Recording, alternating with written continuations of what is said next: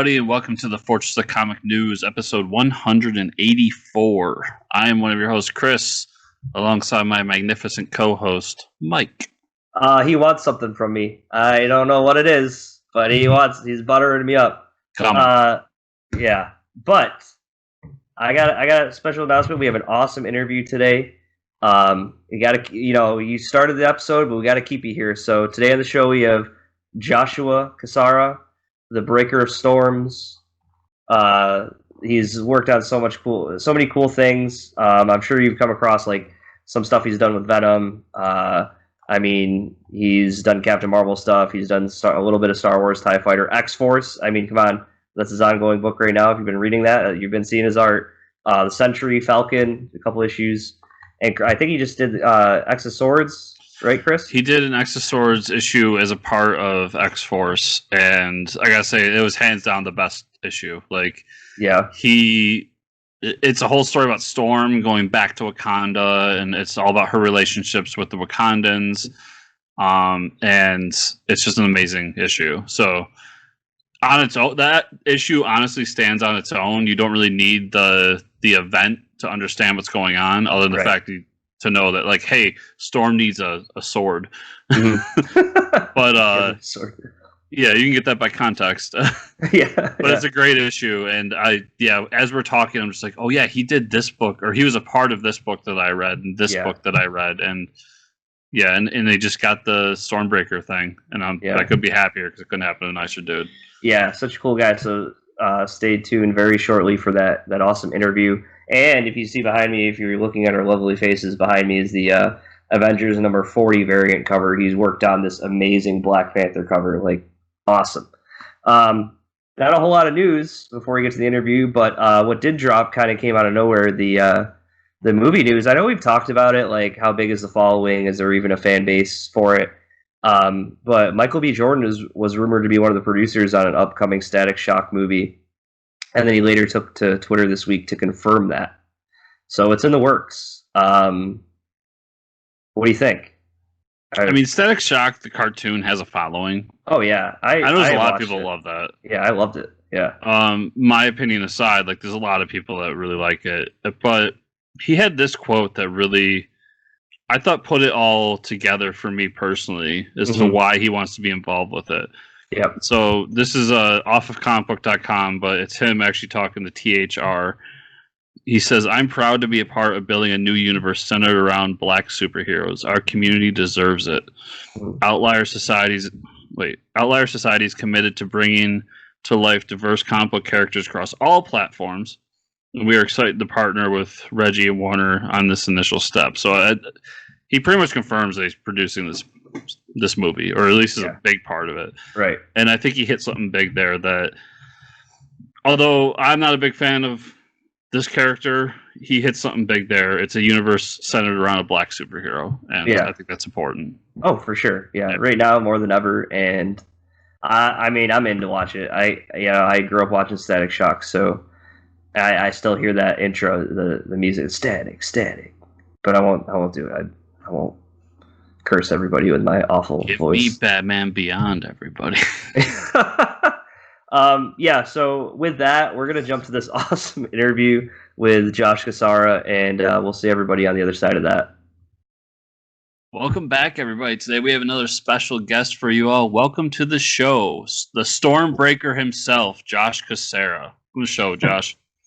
Hey, guys. Thank you so much. Thanks so much for having me. Yeah, thanks for being here. And I know we were talking, Stormbreakers, but I like to refer you as the Breaker of Storms. Go with like the Game of Thrones twist on it, but I think it sounds a little more badass myself. But I don't know. Well, thank you. Yeah. I think I tweeted out. I'm making my wife only call me Stormbreaker from now on. So I would do the same thing. She slipped and called me Stormtrooper the other day. I didn't mind too much though. That's pretty cool too, I guess. I don't know, but like then you kind of fall into like everybody looks like a Stormtrooper, and there's no really individuality there, right? So I don't know if that's But anyways, thanks for being on the show, man. We got so much to talk about. You've done so much for Marvel, a lot of cool things, but give us your origin story. We like to talk about that a little bit. Like, have you always had a love for comics early on? What made you want to draw comics, and Marvel specifically? Like, were you always a Marvel fan? Yeah, I mean, I've been reading comics. I'm sure I had some little whatever comics, but I literally bought at the local, it was like a liquor store, but a corner convenience store, spinner rack when I was 8 years old. I bought an issue of Gru. It was Gru number 57. I still have it too, and that was the first one. And I would pick up, like, I would go, every time if I saw a new issue of Gru, but then I pick up some other things. My brother would pick up some other, a lot more of the cool. My brother's like 3 years older than me, so he wanted something a little more. I remember he eventually got, when he got into like comic collecting, he got Wolverine #1, like the one where the Wolverine's just stacked on top of all those dudes. Yeah. And so from there on, like, we would go, there was a comic book store not too far away, and every once in a while my mom would take us, and I wouldn't even buy a lot of the new stuff. I would just spend my money on the quarter bins, or even back then it was probably like the 10-cent bins. And so I'd always read comics and been pretty into them. I really liked the Fantastic Four.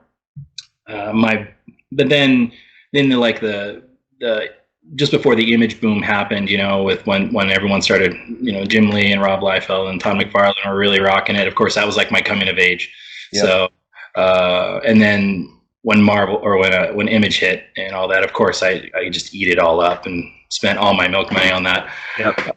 So I've always loved that, and I would always draw, and I've always drawn, and I would try to copy that kind of stuff. And when I was little, I was like, oh, I did want to, I'd love to be a comic. I mean, those guys were rock stars. So there was that. But I love drawing too, and I was encouraged growing up to draw. But I never like took it super seriously. It was always just like a hobby of mine. But I always read comics at the same time, and I would draw other things.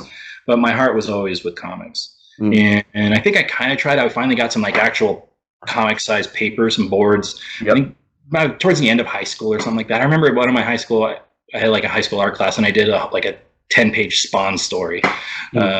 And awesome. and I did some stuff, and I think like, oh, maybe I can do this, but I didn't really study it enough. I didn't really know what I was doing. I didn't realize how much work went into it. If a page took me more than 2 to 3 hours, I think like, oh, I'm over it. And I didn't realize, and then I would be like, why does mine look so terrible compared to the big boys? So I've just always drawn, and I went to college. I didn't go to art school or anything. And I went to college I moved down to San Diego and lived there and worked there. Always reading comics. Would always go to San Diego Comic-Con. I had been going to Comic-Con since I was 13. So I was still always just into it, but on the art side, it's not really. Really quick, about San Diego Comic-Con, especially since you said you've been going since you were 13. Is it weird to see like how it was back then to where we are now with San Diego Comic-Con? Like, yeah, of course. I mean, well, literally, like the time when I went when I was 13, they only used about half the convention floor. Yeah, but it still was ginormous. It still looked. So it's always seemed so big to me anyway. And then it was when you used to be able to register that day, literally walk up. Yeah, right. And then you could literally turn around. There would be a booth right there, and you could turn around and just pay for your next year's, and just go, okay, well, I'm good for next year, and I just walk up next year and I'll do it. But then there was a year, and it was probably around 2008, and it's where it was already sold. Like they didn't even do that anymore, and then it became just this insane. How do you even get a ticket? Right now, it's a lottery. yeah, basically. Anyway, so. Go ahead. Is it cool for you to be like? I mean, obviously you're signing books now and stuff, but like, is it cool for you to be on the other side of that? Like, of course, it's weird. Yeah, it's totally weird. And being a comic artist, you're really isolated here. You work from home. It's not like you really see it. And every once in a while, maybe go on like a free comic book day, or I did a signing like on the day like X-Force 1 came out, basically a year ago, and then you really kind of get to see it and the people who do read it, and you get some feedback and stuff. So, but it's weird. You kind of work in a vacuum, and you don't sense it. You don't feel like you always made it. You're just grinding away and hoping for the best. Yeah, makes sense. But yeah, so I started drawing. I was still always drawing. I started dating the woman who's now my wife, and she saw some of my old drawings, and I had some like comic stuff, and she's like, "These are really cool. Why didn't you ever try that?" And it was just one of those things. I don't know. Maybe I will give it like another go. And I was getting older, and I was like, "This is something I would like to do." And I was still reading them avidly, and I just sat down and just started drawing. I took my time and started studying the craft, and I worked all nights and everything like that. I would work till like 3, 4 in the morning, and then I would just only sleep until at latest maybe 9 or 10, and get up and just draw all day, and then go to work, and just kept trying to build it up. So real quick, you say you got back into it when you're older and decided to really give it a shot. What was the age that you consider to be older that you got into it? Well, I mean, I was late 20s. So, okay. You know, as far as drawing and trying to do something with it, and I gave myself a little bit of a challenge. I wrote myself a little 30-page silent book, and gave myself a deadline, gave myself like a 2-month deadline, to, you know, while I was working and everything, and to draw it. And it's just my own little story, as, you know, self-printed or whatever I wanted to do, and just to challenge myself. And I did it, and it was like the moment I was done, I'm like, I want to do this. Like, telling a story is awesome. Like, I can't wait to tell more stories. And I would like to write some too, but even just pair up with writers. And it was extremely addicting. And now, so like, I love, I'm doing starting to do a lot more cover work now, but I really still love doing the interiors and telling a story. Yeah, that's just I like to tell people that, because we've had called him on a bunch, but the first time we had him, he told the story, and he was in his like mid to late 30s when he wrote 100 Bullets. Mm-hmm. And it's important to me to put that out there, because it's like, I'm in my 30s. Mike, you 2 years younger than me? Yeah, I'm approaching. Yeah. Yeah, so it's like, yeah, it's never too late, guys. Yeah. Yeah. And gals. Yeah, I was really fortunate. I mean, I just had to plug away too. It's something I put in my head to, and I said I wanted to do this, and I cut out some social life and stuff. I worked, like I said, long nights and worked in a very social atmosphere. But I kind of cut a lot of that off just to get better and try to do this. So you found out it took more than a few hours to complete a page. Yeah, dude, I grind. It's crazy. So, but I got some portfolio stuff together, and I would show it around. I would go to San Diego Comic-Con, or even put myself a little bit online. And eventually, I got an editor named Steve White at Titan Comics. I kind of made him look at my work, and he seemed a little perturbed at first, but then he really liked it. Gave me his contact info, and so within the next year, I was already kind of working some stuff with Titan Books. I was doing some Doctor Who covers. Cool. I did a creator-owned book with Noel Clarke in England called The Troop, and I got an email. Actually, I think even the week before the first issue of The Troop came out, I got an email from Tom Brevoort in the Avengers office to see if I was interested in coming over to Marvel, which was. Yeah. It's like getting called up to the Yankees or something like that. I swear. Yeah, I wasn't expecting it at all. Right. And so there's a lot of luck involved. I mean, you work your butt off, but there's just timing, and who knows what confluence of events, how he saw through Twitter, saw something I was doing. Yeah. And I mean, you talk about doing cover work now. I mean, behind me, we got your variant for Avengers 40 coming out. But like, how are you balancing that cover work with like interiors? Is it just like, okay, hey, you got a cover to do now while you're working on a book? Now I'm on a regular schedule. Cover wise, like I'm the regular cover artist on X-Force now. They had Dustin Weaver doing these awesome covers, so I think up to like 15, and I'm taking over and doing on 15. So I'm doing the interiors on X-Force. Yep. And the covers, and then Stormbreakers, we're going to be doing a regular set of covers as well. Just kind of maybe not quarterly, maybe a little bit more than that, but we'll be doing those. And then some of the other offices, every couple of weeks you get emails from other offices like, hey, we got variants on this or that. I'm going to be doing, like the Venom office called me. I'm going to be doing one next weekend or something. I'm working on X-Force 17 cover, I think, right now. That's my weekend project. Wow. But yeah, it's like I already didn't feel like I had enough time to work. Yeah, right. So, yeah, but you got more. You don't want to pass up on that, and you find ways to carve out the time. Well, it's 2020. It's the year that time stood still, so you got all the time in the world. As I tell everybody, I mean, with everything shutting down, my life has not changed like a lick. I'm already home all the time anyway. So even prior to all of that, you did work with the Star Wars TIE Fighter series as well. Was that just covers, or did you do interiors for that? I only did like a 5-page story. What happened was I had finished work on. They had me jump on. I think I did the Sentry, and then I jumped into they called me into the Venom office to back up Ryan and. On a couple issues of Venom. I think Ryan was going off to do like the Absolute Carnage stuff. Oh yeah, right. So they had me in the Venom office, which was, I mean, super awesome, but tough act to follow. And I think they really liked me there. And I started to do work. I was waiting on a script I was going to do like a 30-page Venom one shot, and they threw me, the Star Wars office threw me this little thing, and I did that. And it seemed like afterwards they seemed pretty happy with it. And then I think they liked me in the Venom office, and I got a call up from Ricky Purdin, who's he kind of oversees Marvel talent. And they kind of asked me, do you want to go in the Star Wars universe, or do you want to stay in the Marvel? And I ended up picking the Marvel. It's kind of where my heart was at as far as drawing. I love Star Wars, don't get me wrong, but I think as far as drawing it, I just, my heart was more with the Marvel set. So I think that's when they were kind of considering me to jump onto X-Force. And that's why they wanted to kind of feel me out on where I wanted to be. And I had started working on that Venom story when they called me up. They're like, hey, you want to come on and do X-Force #1 with Ben Percy and Jonathan Hickman's Dawn of X there? And I'm already a big fan, so I was all in. Right.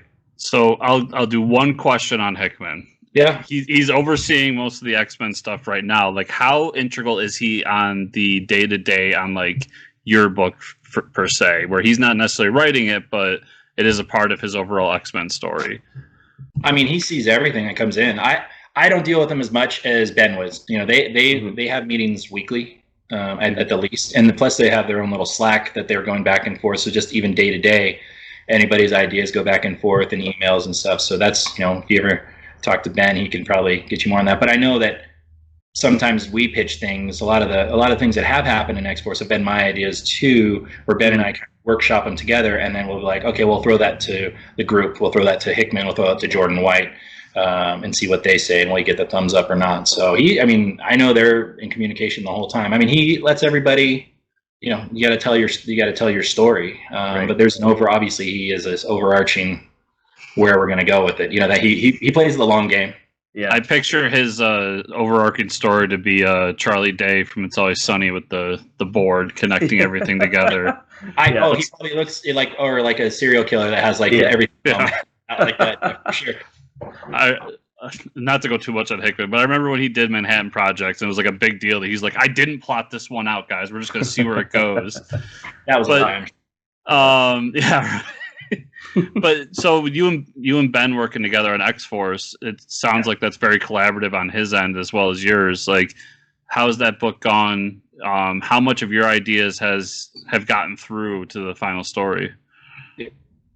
Dude, he's great, man. Like, it's so funny how we just hit it off right away. I've been fortunate to work with a lot of really great writers, and I mean, we're about the same age. We have the same sensibilities and the same sense of humor and where we draw from, and he's a badass writer. The guy knows how to give the characters voices. He knows how to mix like a nice mix of the humor and the action, and he's so open to like any and all of my ideas, how bad they are, you know, like he will incorporate them. He'll at least entertain them for me so I can feel happy. But I mean, he really does. Almost literally what I'm drawing now, like the last issue I just drew, the next issue I drew is something I think I had kind of pitched to him, and he just makes it work. And then, you know, I mean, he feeds it up to the chain, but he's the guy who can put it all together, you know, and I'll have my goofy ideas of maybe, hey, where do you want to go? What do you want to draw?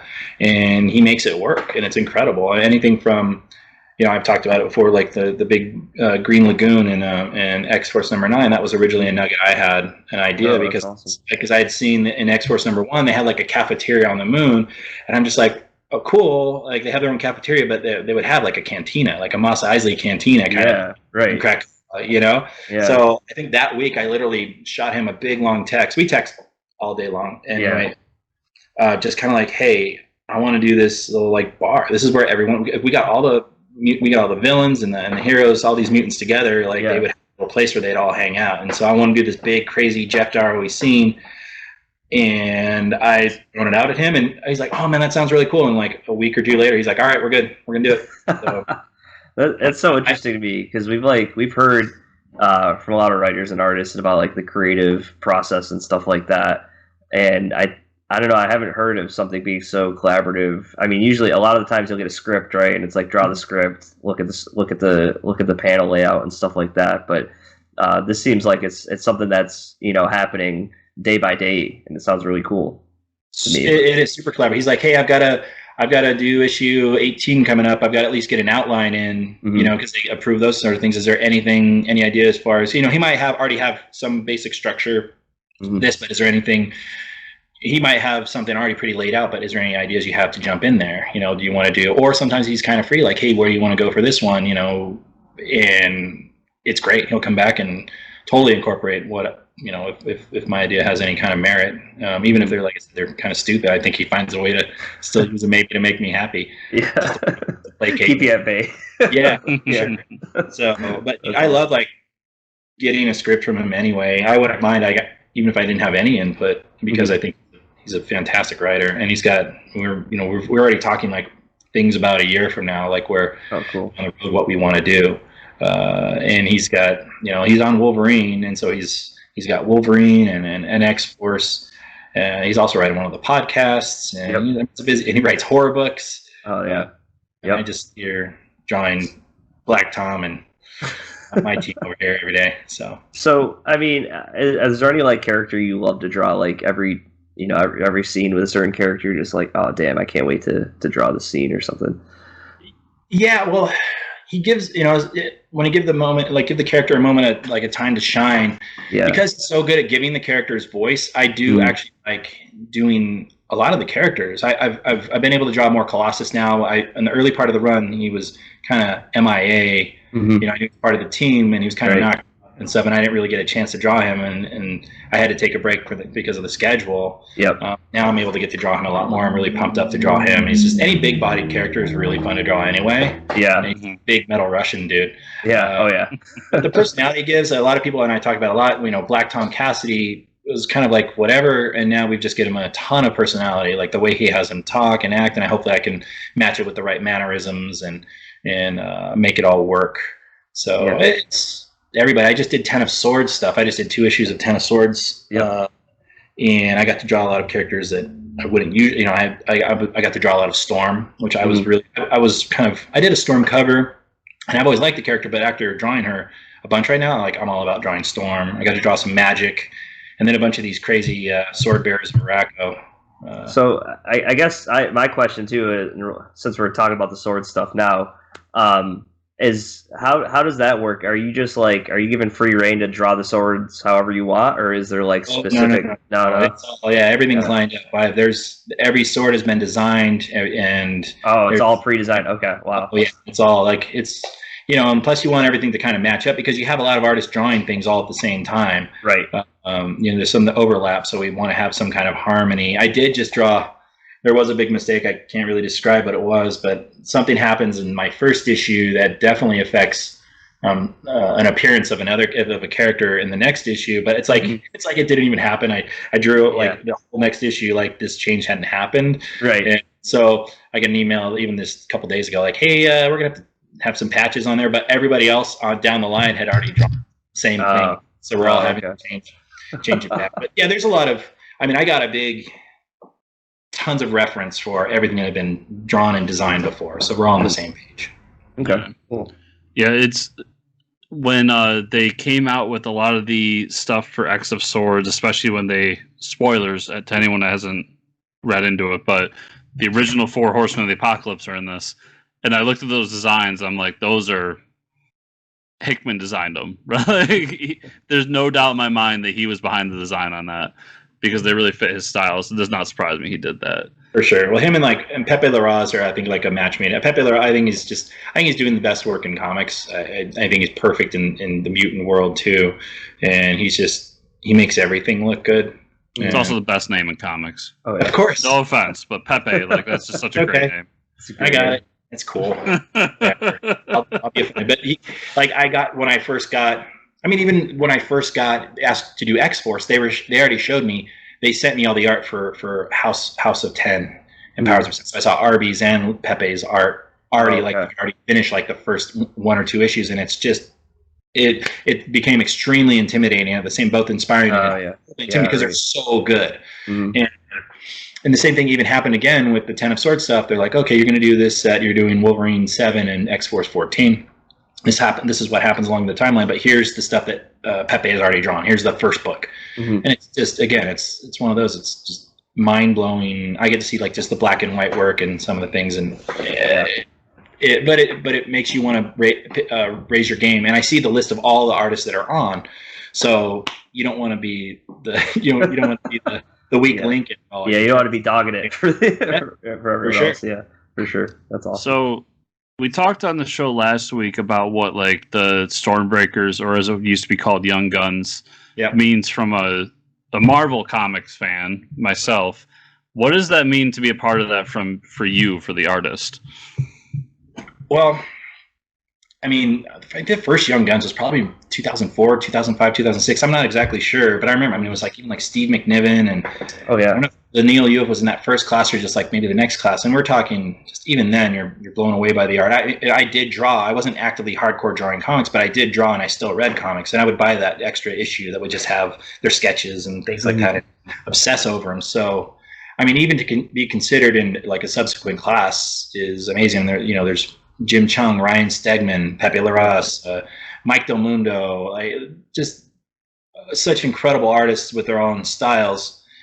And it means a lot just to even be kind of recognized in that way, and for Marvel to, I signed an exclusive with Marvel just earlier this year, and it kind of coincided with all that. And, I was already committed to, X-Force and everything like that. So it means a lot, man. It's still like, we still are working in our dungeon, so I don't feel it as much, but we're doing like a lot more, we just had some of that media stuff come out. I just did a Marvel live draw. I don't know if you saw last week. Yeah, I did see that. Their YouTube channel and their Twitter and stuff. And now I'm getting set to do like another cover. I've got to send in stuff, a little more personal stuff about me. And, like you take photos and some sketches, your old sketches. I got to send in like a sketch I did in 1992, Oh, wow. Yeah, so which is really cool. I called my mom. I'm like, Mom, I know you have some of my old stuff, and she had to dig out some of my. I had like a bad Venom wearing a wizard hat.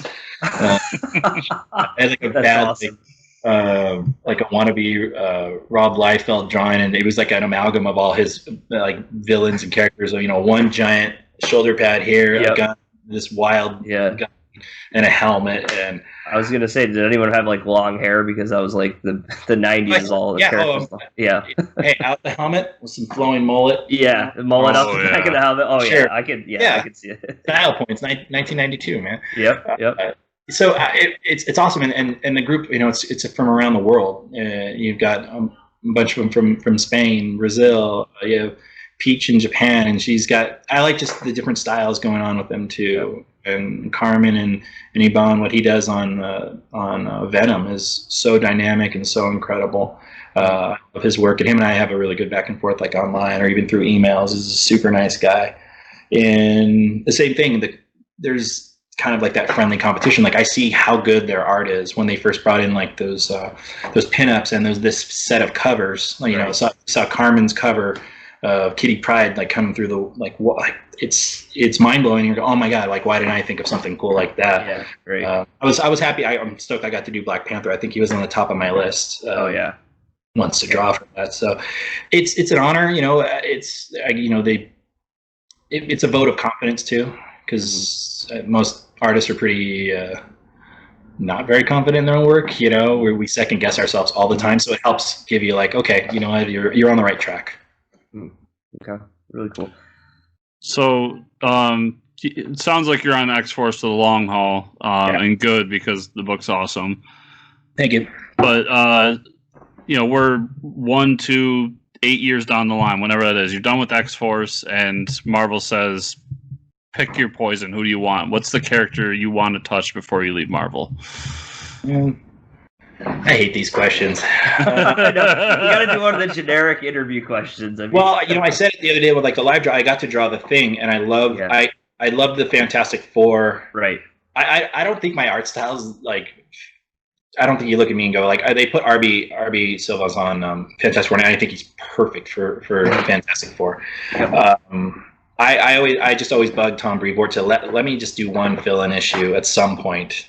So I'll email him once a year. Just let me know I'm ready to do just one issue of Fantastic Four. So I always want to do that. And I got to, like I said, I got to do the Thing in the live draw. And I've always loved the way he looked.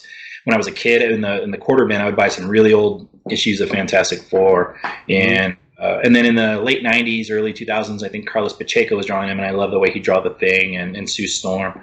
So that's one of them. But I mean, I've already jumped around. I got to draw the Avengers in one splash page. I got to draw like Iron Man and Captain America. It was in one of the Sentry issues. I got to draw the Sentry. I got to draw Venom. I've done Spider-Man on a cover. That's right. I forgot all about. We skipped over Sentry. Yeah, that was a great series. Oh, thank you, man. Thank you. Yeah, it was fun. I got it to jump in and help out with that one with Jeff Lemire and Kim Jacinto. Probably the Hulk. I'm a big fan of big body characters like that. Yeah, you said so that makes sense. I could draw him all day long. Just half a page is one bicep. There you go. I'm all for it. Absolutely. That's awesome. So I got to ask you now. I mean, you placed yourself strategically in front of it. What's going on behind you with all these sketches? Is this just your storyboard, or is this like what's? This is a mix of my daughter and I. It's, okay. It's like she'll see something I draw and be like, "Oh, I really like that," and she'll pin it. I just have painter's tape, and it's and she'll pick one that I drew that she likes that goes up on the and then something that she drew, like the glittery faces, and then a lot of times she'll ask me, I don't know if you can see over this way too, is like Magneto and Captain America. She'll ask me to draw. There's Wolverine. She'll ask me to draw a character, so I'll do a quick line sketch, and then she'll come in and make them fun. So it's kind of instead of our refrigerator, we got the side, because like my desk is right here. This is where I work, and this is all up here. That's awesome. Some people have nice fancy framed art. Instead, I just have everything up by blue tape. Right. Yeah, that works too, though. I don't know. That makes it makes it yours, like. And that's gonna be great too, like the little one getting involved in what you do and like having. I mean, it's not too difficult when you're doing comic books, but it's got to be fun that she's involved with it somewhat.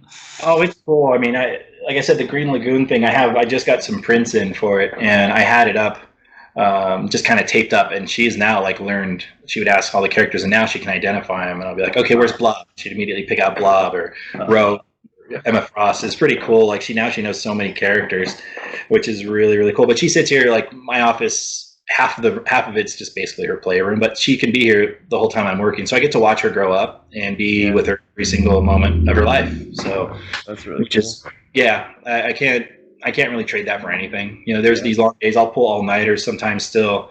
I was pretty kind of sick yesterday, and so I'm kind of backed up on a cover. But I don't have to go anywhere. I'll be here. She'll come. I'll get up early and work, and she'll come walking in all sleepy and just crawl up and curl up on the couch in the office. Yeah, that's cool. I wouldn't change that for anything. That's awesome. Now, I mean, you got all the Stormbreaker promotion stuff going on, but I mean, let's just give I'm sure the listeners know who you are by this point, but I mean, what projects are you lined up with right now? Like, what's the next covers we can expect from you?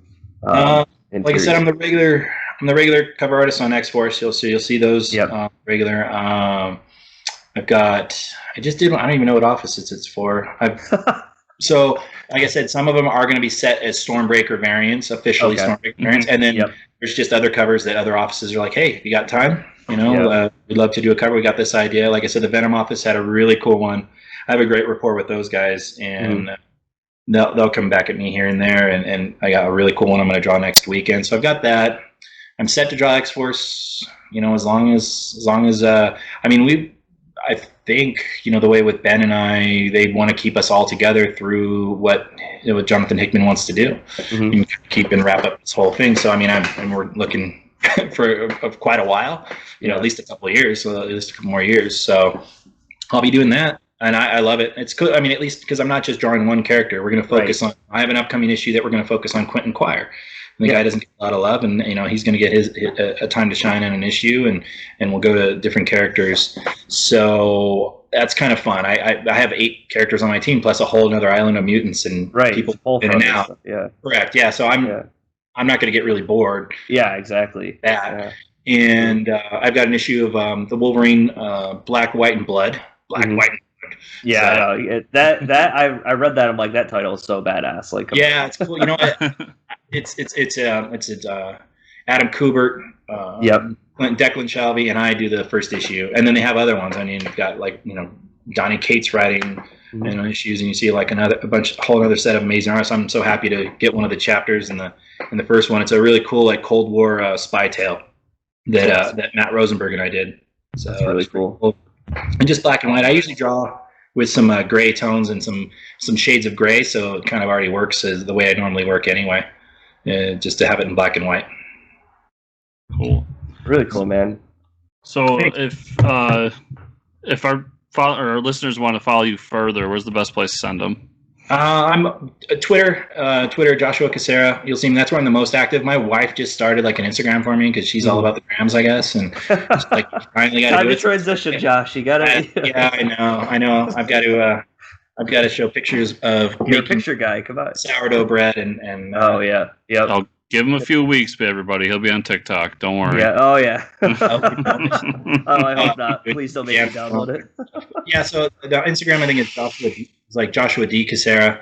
I'm not as active because it's just not. But I'm going to try to get more and more. You can find me there, and you can message me about anything. Like I think my DMs are open.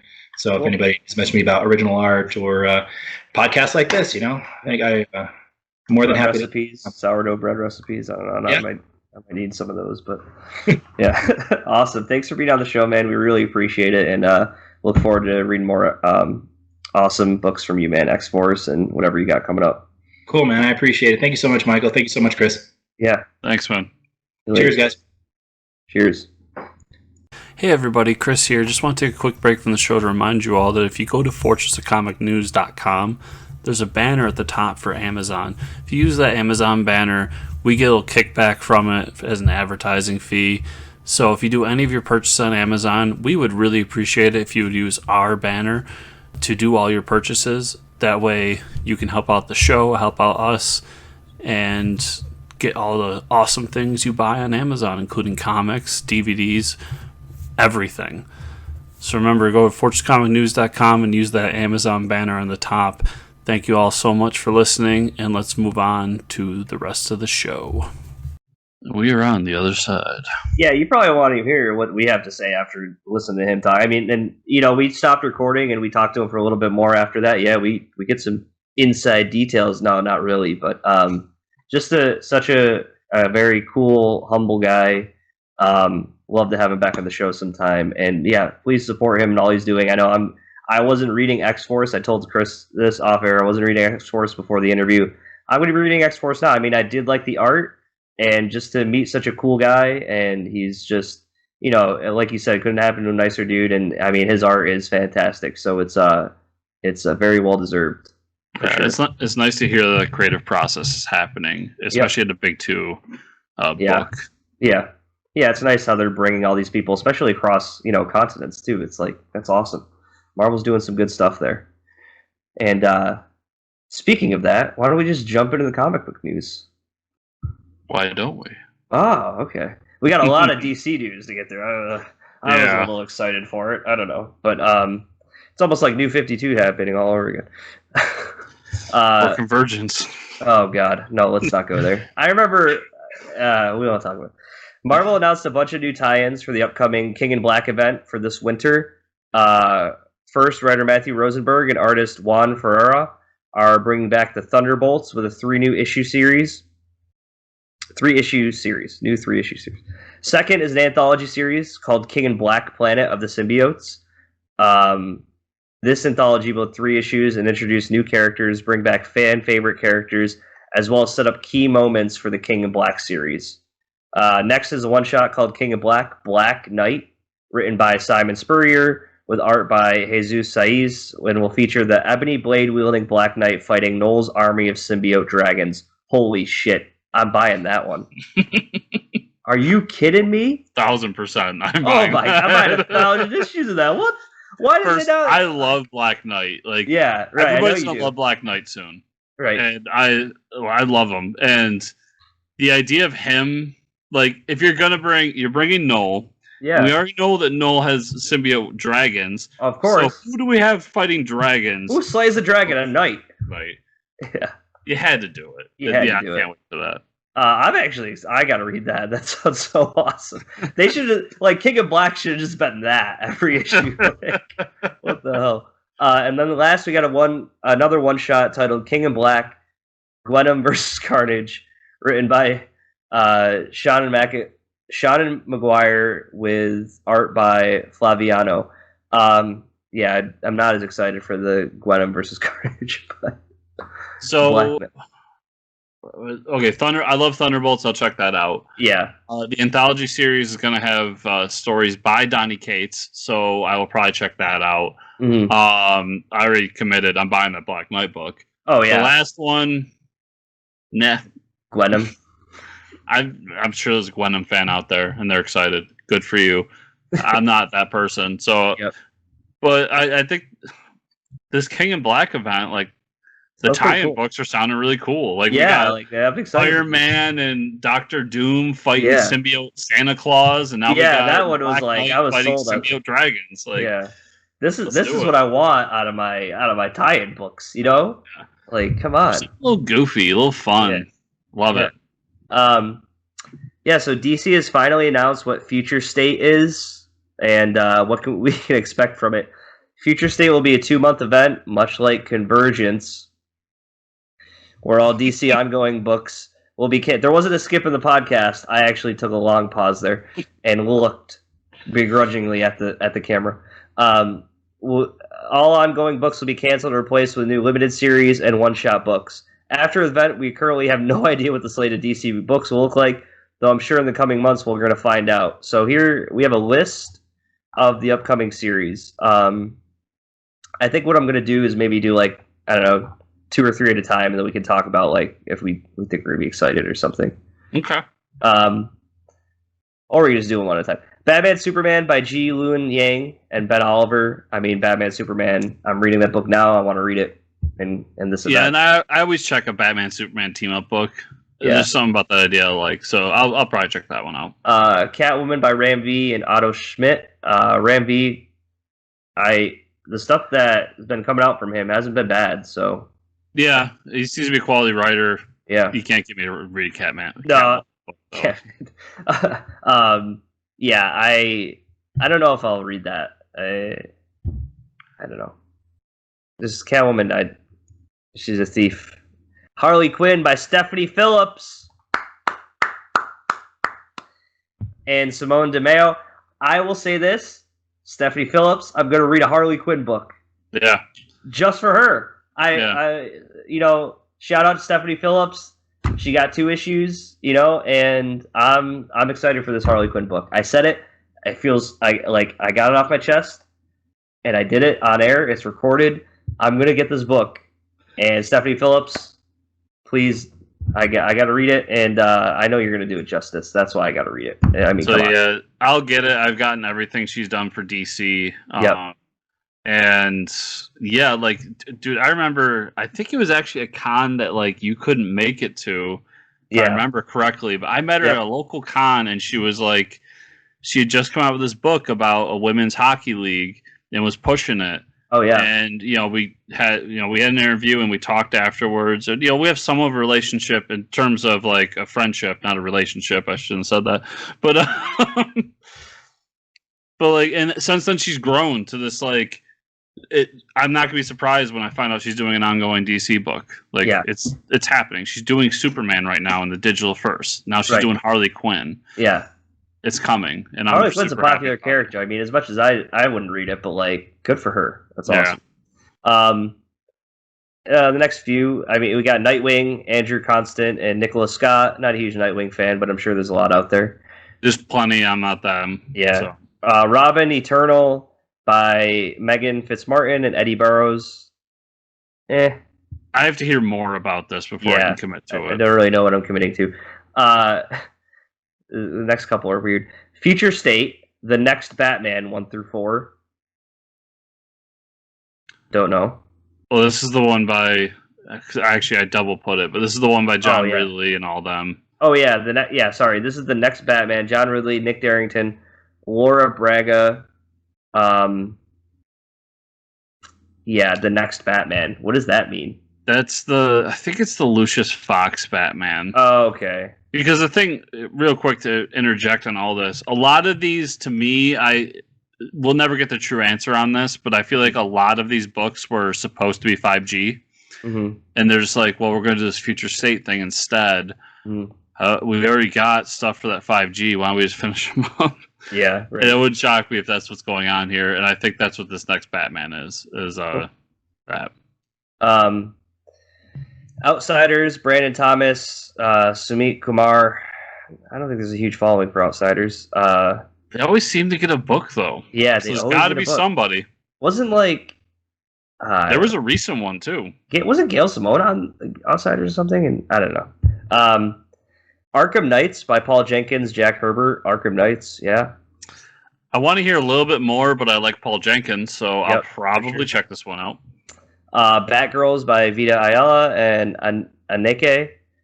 Interesting. Probably won't read that one, but still cool if you're into the Bat family. Gotham City Sirens, Paul Sevenbergen and Emmanuel Lupacino.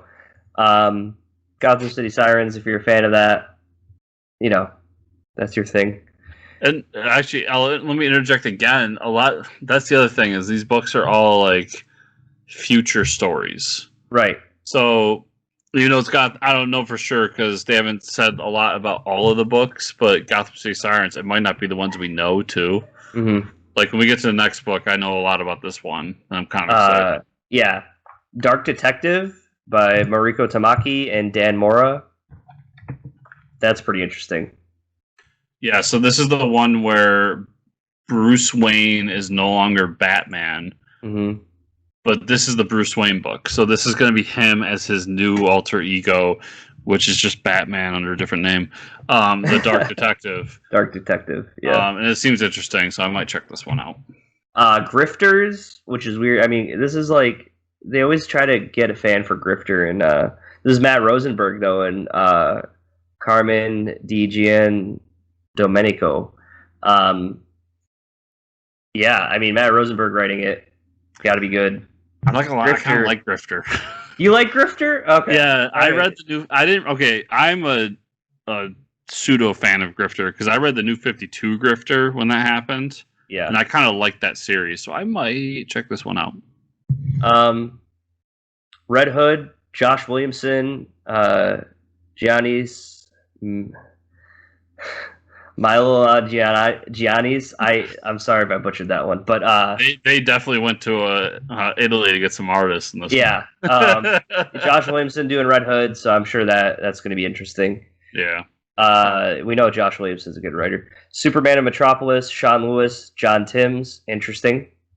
Yeah, yeah, I'd have to hear more about it, but we'll see. The Guardian, Sean Lewis, Helly Hamner. I don't know if the Guardian is a strong enough character, honestly. Yeah, I'm not interested. They're really pulling some random characters. It's very interesting to me. The Guardian, Mr. Miracle, Brandon Easton, Valentine DeLandro. Mr. Miracle's always, I'll probably check that one out, just because I love me some New God stuff. Superman, Worlds of War by Philip Kennedy Johnson and Mikhail Yanin. I will pick that up because I'm supporting Phil Kennedy Johnson. Anything he does. Worlds of War. Yeah. Interesting. Multiple worlds. Not multiverse, maybe. Maybe not. Maybe it's just Galactic War. I don't know. Midnighter, Becky Cloonan, Michael W. Conrad, and Gleb Melnikov. Midnighter, cool character. Yeah, we'll see how that goes. Yeah, they're doing a lot of Wildstorm stuff in this too. Yeah. Black Racer, Jeremy Adams, Sia Ohm. Black Racer is pretty cool. Yeah. Once again, I had to hear more, but yeah. This is a double, isn't it? Yeah, we already did Mr. Miracle. Immortal Wonder Woman, Becky Cloonan, Michael W. Conrad, Jen Bartel. So I wonder what Immortal Wonder Woman's all about. I think there's gonna be a new Wonder Woman, and she's forgive me if I'm wrong, anybody out there. I think she's a Latino woman. Oh, okay. So we'll see. Becky Cloonan's a fantastic writer. Yep. Nubia by L.L. McKinney, Aletha E. Martinez, and Mark Morales. No clue. House of L by Phil Kennedy Johnson and Scott Godlewski. It's a one-shot. It's going to be on sale February. I mean, Phil Kennedy Johnson's a great writer, so I'll probably check that one out. Kara Zor-El, Superwoman by Margaret Bennett and Marguerite Savage. Margaret Bennett's a great writer, so I might check that one out.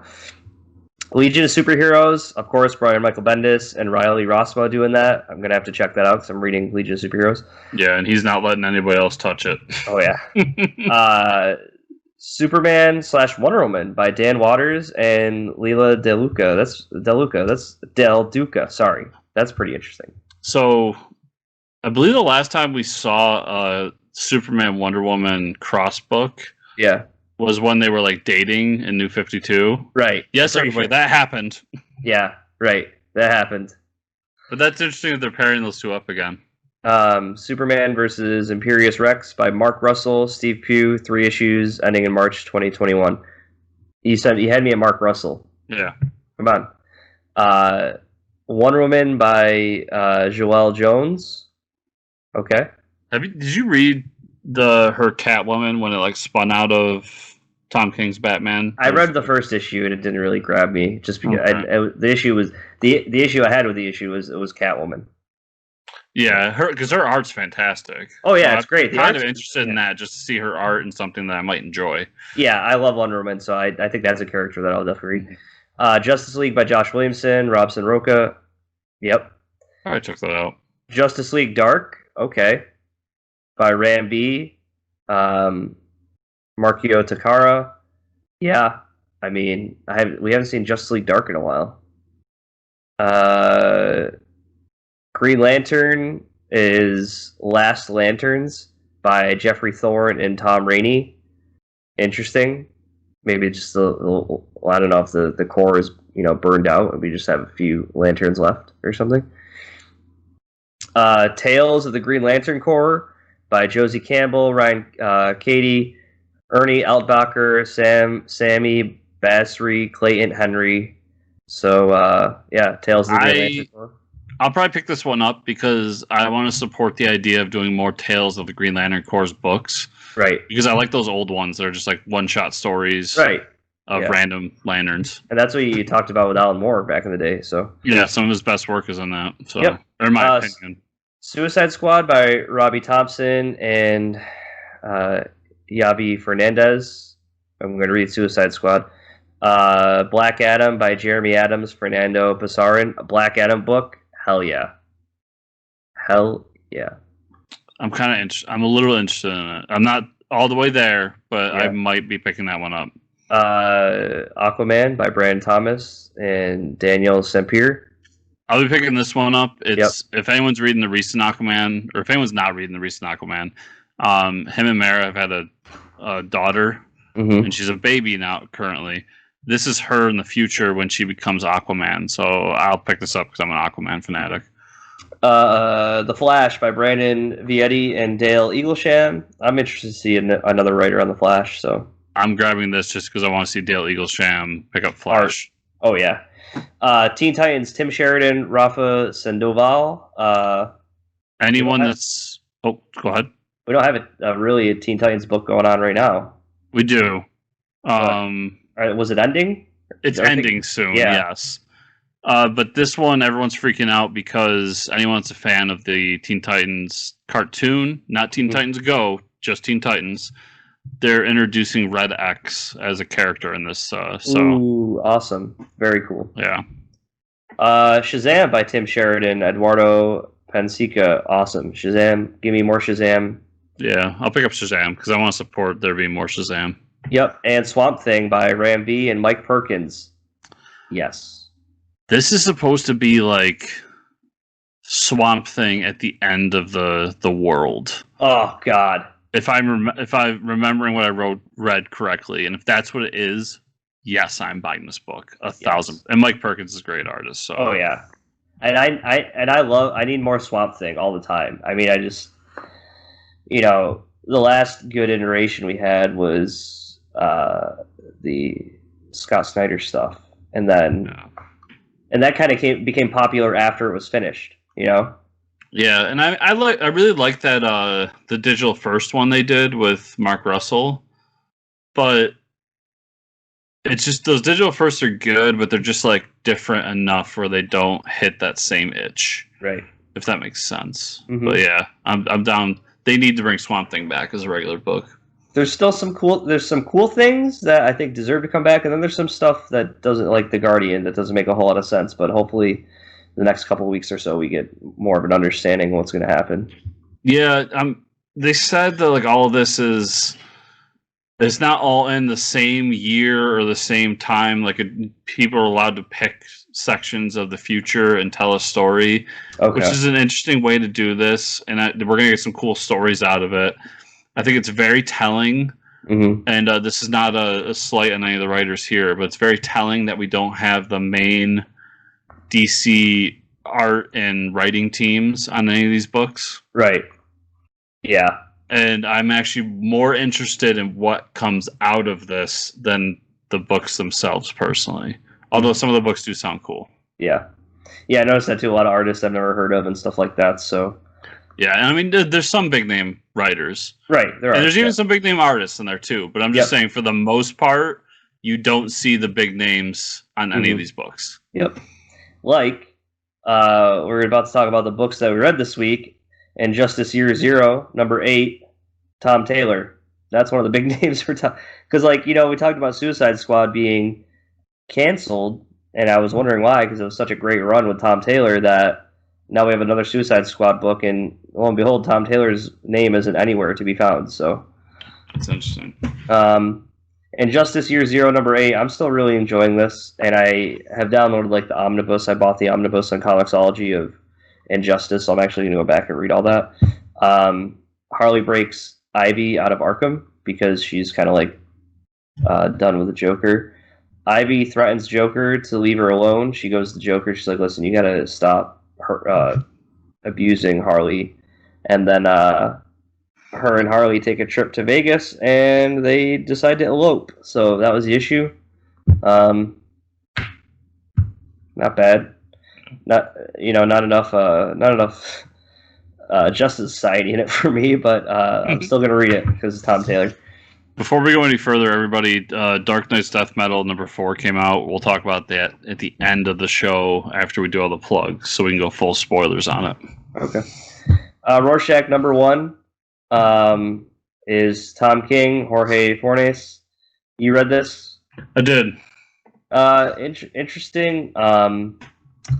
I'll just say, it starts off with a Rorschach and an accomplice killed at a campaign speech event for Redford for president. The year is 2021. The person who was the body that was discovered, I should say, wasn't able to be detected within the criminal justice system at all. The prints didn't match anybody. Come to find out, he's tied to a guy who created a hero for the movies now. I can't remember the name of the hero, but it was like an artist that had created this like pirate hero, and he's like I can't remember the name. But anyways, and like that's who they thought it was, like this animation person that went into hiding, right? Mm-hmm. Come to find out, they looked into the original Rorschach that was arrested back in the 80s, and the prints matched that Rorschach. And I guess they didn't pop up because obviously everybody has said he's dead. So, I don't know. I mean, the first issue, we're here to establish that like there's a Rorschach that died, and the one that died in the original Watchmen might not be dead, or there's something going on there, right? I mean, that was the main takeaway here. Yeah, it was an okay first issue. I'll still give it a shot because I love Watchmen stuff, so I'll keep reading it. But yeah, it was very confusing, but it's a whodunit and who is it kind of book, so it makes sense that it's very confusing. Yeah. Green Lantern Season 2 Issue 8, talk about really confusing. I'm almost just like, I was more annoyed than I was with like enjoying reading the book. I will say, The art is amazing. Liam Sharp's art. The Lanterns go to the antimatter world, the anti-universe, to take the fight to the Weaponeer. Basically, the champions of the antimatter universe are called Weaponeers. And when you're in the antimatter universe, you have to read everybody's dialogue backwards, which is what I was really annoyed with. Also, Grant Morrison sets up the issue like, okay, the issue starts like, this is an event.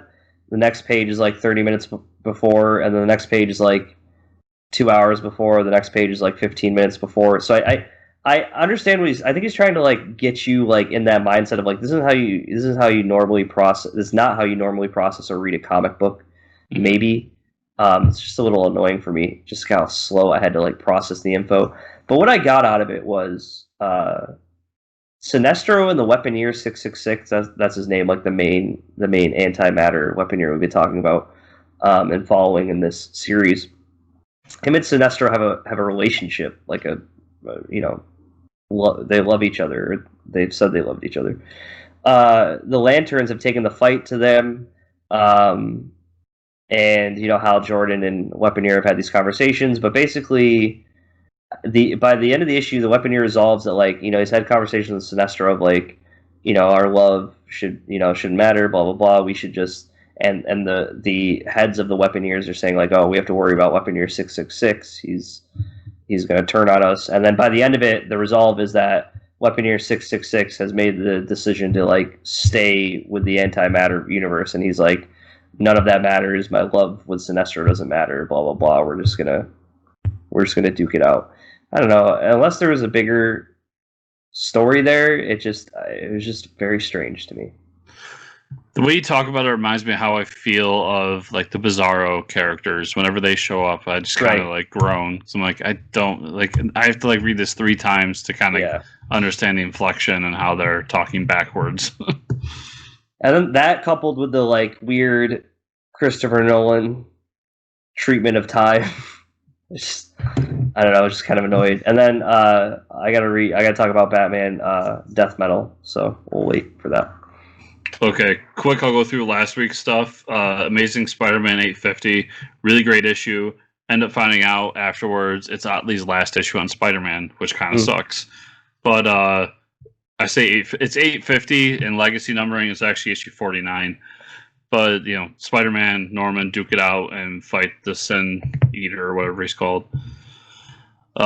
Champions Outlawed #1 is all about the aftermath of Kamala's law, which is the law that states that like basically kids can't be superheroes anymore, and them trying to fight against it and do what they're doing. I always like Champions, so I check out anything that's Champions related. Justice League #54, which was a Death Metal tie-in where the characters from Justice League Odyssey show up and they end up fighting alongside Detective Chimp and Nightwing, trying to get to. And I can't remember, you didn't talk about it last week, so did you read this issue?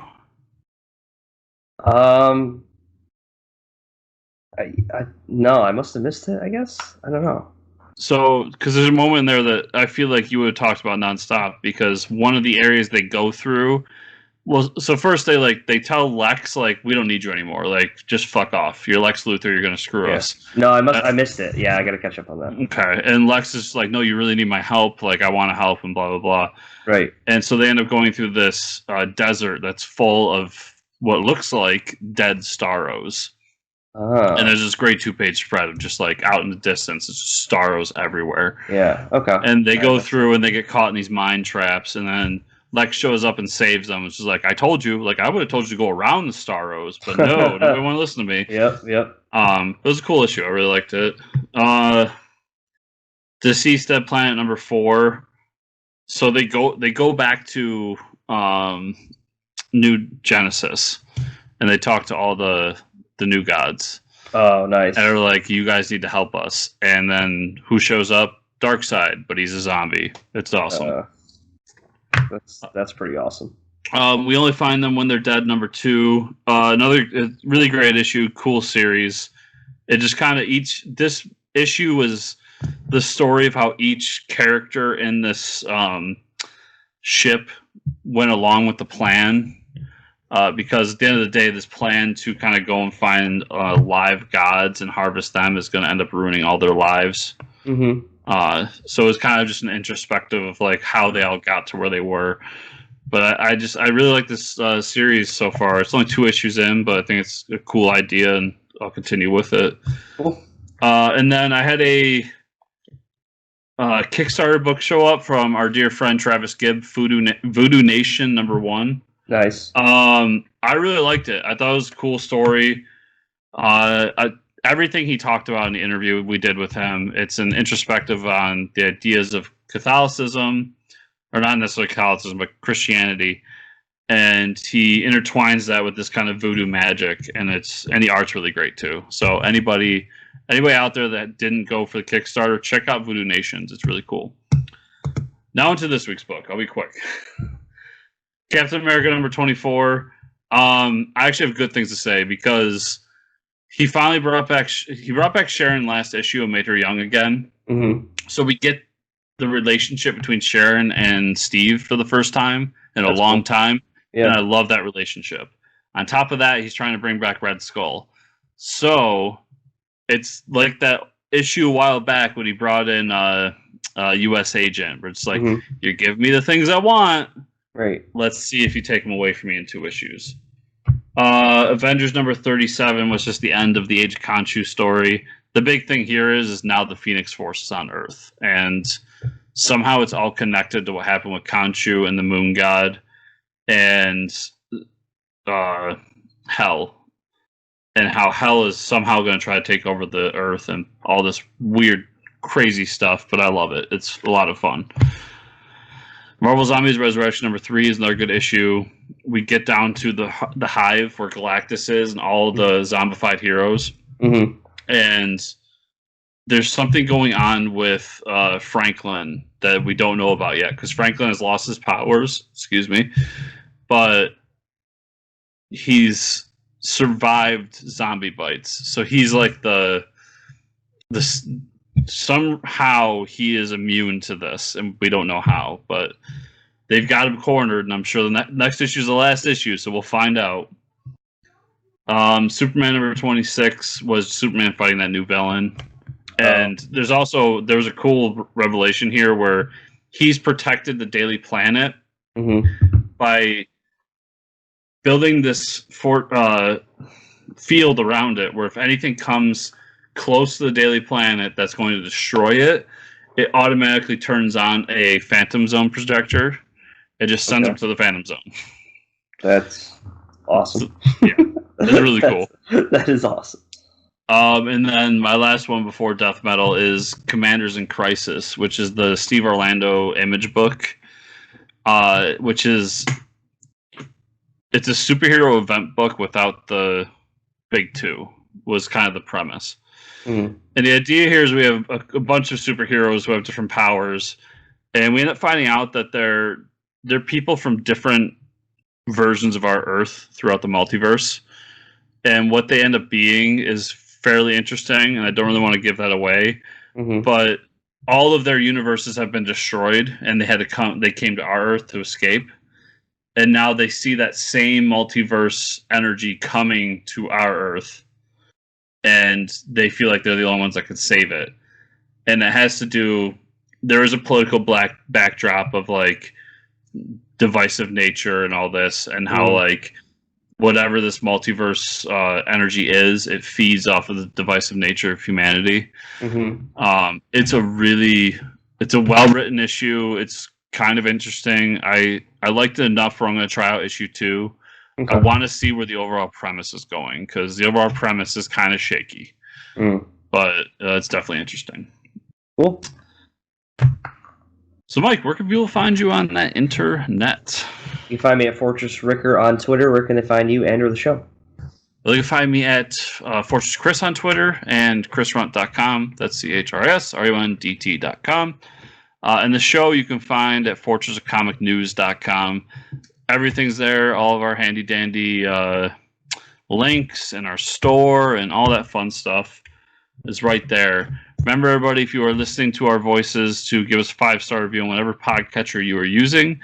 And if you're watching us, to like, subscribe, share, and comment down below.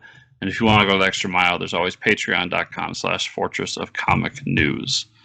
So to everybody that is not sticking around for the death metal spoilers, we will see you next week.